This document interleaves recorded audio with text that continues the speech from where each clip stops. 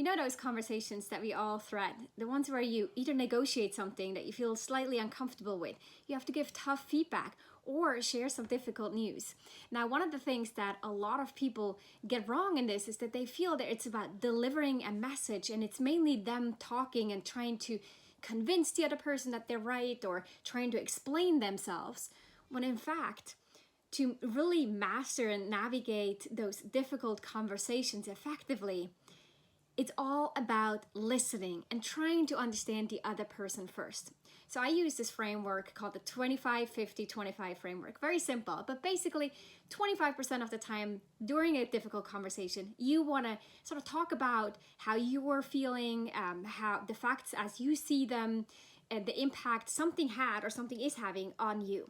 Then 50% of the conversation, you want to really focus on asking questions, listening, hearing the perspective, listening to and hearing the perspective from the other person, what they're seeing and what's fact in their point from their point of view, what they're feeling and the impact something has on them. It's just asking, trying to understand. And then the last 25% is all about solution. So trying to come to an agreement, a way that works for both parties without the need without needing to be right. So 25, 50, 25 is a really simple framework to navigate conversations well, when most conversations as they happen, if people wing it, would usually be more of like a 50, 25, 25 allocation at best.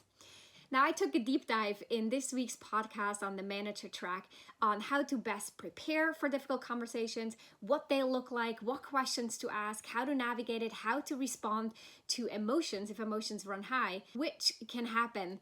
Then check it out. I'm going to put the link down below. In the meantime, simply keep that framework in mind. It's all about finding common understanding with the other person, looking for ways to see the shared contribution, and it's all about learning. It's an opportunity to learn about yourself and about the other person in the relationship you both have. It's not so much about delivering and just conveying the other person that you're right or making your point of view, which would then often lead to that 50% talking when that you should be listening 50% of the time. That's my 2 cents on difficult conversations. For more, check out the podcast that's live this week.